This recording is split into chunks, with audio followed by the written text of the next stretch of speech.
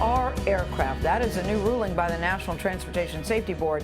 It is rattling America's fledgling drone industry this morning. Jeff Pegues is in Washington with the government's new power over those unmanned flights. Jeff, good morning. Good morning. Cool, with more people, it is cool, and with more people buying and using these drones in this country, the FAA believes that ruling was a win for them. What this legal case means in their eyes is that anyone who's flying one of these drones recklessly or carelessly could be fined. The ruling stems from an incident back in 2011, but it could set a precedent for drones for a long time. The Federal Aviation Administration is still considering how to regulate the commercial use of drones, but the NTSB's ruling appears to give the agency the authority to punish operators who don't fly drones safely. The agency compared drones or unmanned aircraft systems to planes, which are regulated by the FAA. Board members determined that an aircraft is any device used for flight in the air, a definition that includes manned or unmanned, large or small.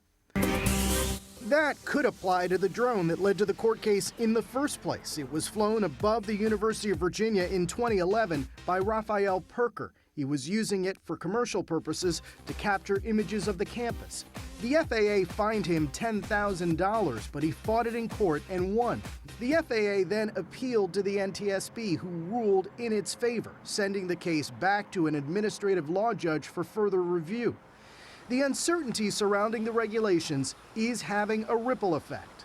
We had a drone come within 50 feet of us. Law enforcement officers can make arrests, but prosecuting cases where drones fly in restricted airspace has been difficult. Businesses large and small are also waiting for guidelines that will allow the use of unmanned aircraft to deliver packages and even food.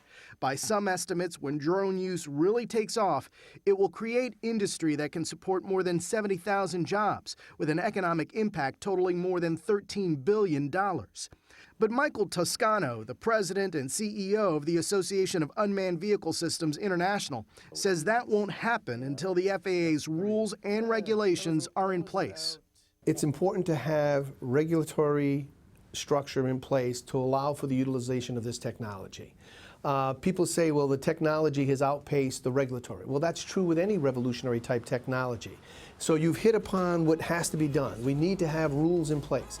This is one of the few industries that wants to be regulated. Do you think the Perker ruling today was a step in the right direction or a setback?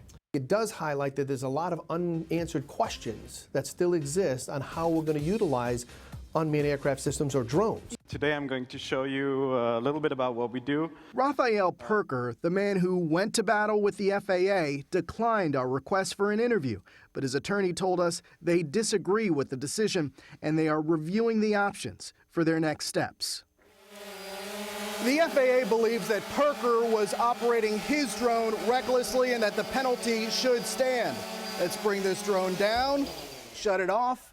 Ultimately, a judge is going to make the final decision in this case. Jeff? That was pretty magical with the hands there, Jeff. Well, yeah. well done with drone Yes, very much. with drone vision. Yeah. Listen, I mean, I think there's a lot more drones than people think. Look at the video we showed earlier from Buffalo today, with the drone above some of the awful weather, lake effect snow that's come down. Whether it's news crews, whether it's realtors, whether it's farmers, everybody wants to deploy drones. Whether it's boys that just like to play with toys. Well, that would, yeah. I'm there. Yeah, it's that. Yeah, seriously. But it raises all sorts of interesting questions. The story to be continued, for sure. We're trying to sort that out right now.